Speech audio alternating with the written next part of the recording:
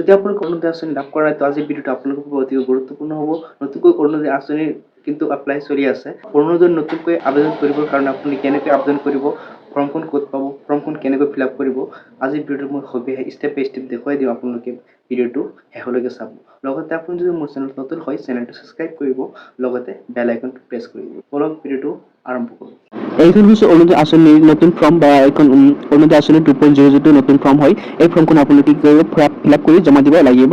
তো পোনপ্ৰথমে আপুনি কি কৰিব, আপোনালোকৰ পঞ্চায়তত নতুনকৈ ফৰ্ম জমা লৈ আছে নে নাই এইটো আপুনি প্ৰথমে শুনি ল'ব। নহ'লে কি হ'ব, আপোনালোকৰ ফৰ্মটো ফিল আপ কৰি জমা দিব নোৱাৰিব।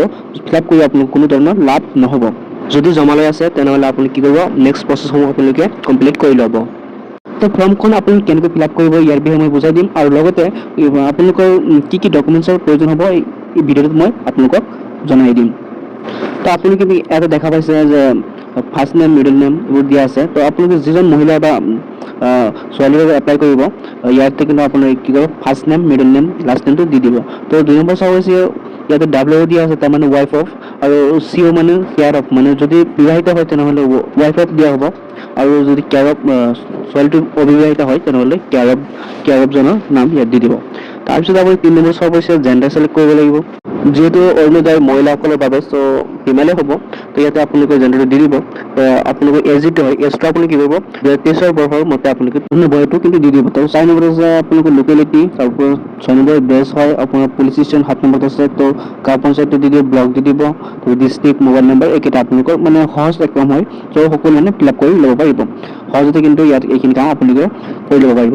তো তাৰপিছত আপুনি কি কৰিব, এতিয়া নেক্সট ষ্টেপ আপোনালোকে কি কৰিব, স্ক্ৰল ডাউন কৰি তলতে আহি যাব, ইয়াত চাব ইনক্লুজন ক্ৰাইটেৰিয়া। তো ইয়াতে প্ৰথমে আপোনালোকে দেখা পাইছে inclusion criteria as per guideline have to be complete with. তো ইয়াতে আপোনালোকৰ কি কৰিব লাগিব, ফিমেল ট্ৰান্সজেণ্ডাৰ এইকেইটা আপুনি যিটো হয় এইটো আপুনি ইয়াৰ পৰা চিলেক্ট কৰিব পাৰিব।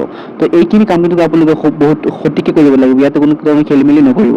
তো ইয়াতে প্ৰথমে আপোনালোকে চাওক, নাম্বাৰ 1 দিয়া আছে the application is permanent resident of Assam. তো অসমৰ স্থায়ী বাসিন্দা হয়নে নহয় ইয়াতে কিন্তু আপোনালোকৰ অপশ্যনটো চইচ কৰিব লাগিব। আপুনি হয়নে নহয় ইয়াতে য়েছ অৰ ন বুলি দিয়া আছে, তো আপোনালোকে য়েছ হ'লে য়েছ দি দিব, নহ'লে ন দি দিব। তো 2 নম্বৰটো আছে the application presently resident in Assam. বৰ্তমান কি তো অসমৰ বাসিন্দা হয়নে নহয় ইয়াতে আপোনালোকে য়েছ অৰ ন চিলেক্ট কৰি ল'ব।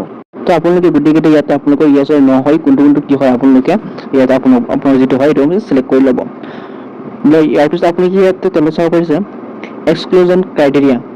তো ইয়াতে আপুনি কি দেখাইছে, এক্সক্লুজন ক্ৰাইটেৰিয়া যিটো হয় ইয়াৰ দুটা কিন্তু আপোনালোকে কৰিব নালাগে, ন কৰি দিব। যে গোটেইকেইটা মানে দুটা ন কৰি দিলেই হৈ যাব, আপুনি একো কৰিব নালাগে। নেক্সট আপোনালোকে তলত আহি যাব, আৰু ইয়াতে আপোনালোকৰ বাবে কিন্তু আৰু কেইটামান অপশ্যন দিয়া থাকিব। তো ইয়াত আপোনালোকে হেভ ডক্টৰ, ইঞ্জিনিয়াৰ, লয়াৰ্ছ, মানে এইবোৰ আপোনালোকে দিব নকৰি দিব। যদি য়েছ হয় তো আপুনি কিন্তু এই সহায়টো নাপায়। চ' আপুনি কি কৰিব, আপোনালোকে ইয়াতে প্ৰায়বোৰ অপশ্যন আপুনি নকৰি দিলে আপোনালোকে কিন্তু এই সহায়টো পাই যাব পাৰে।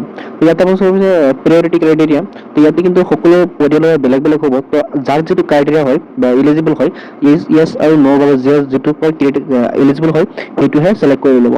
তো আপোনালোকৰ সকলো পৰিয়াল কিন্তু বেলেগ বেলেগ হ'ব, তো আপোনালোকে এইবোৰ ক্লিক কৰি ল'ব। তো ইয়াৰ পিছত আপুনি কি কৰিব, তলত আহি যাব, আৰু তলত অহাৰ পিছত আপুনি একো কৰিব নালাগে। ইয়াত কি কৰিব, যিজন যাৰ বাবে এপ্লাই কৰিব সিহঁতে কিন্তু এটা চিগনেচাৰ মাৰি দিব লাগিব।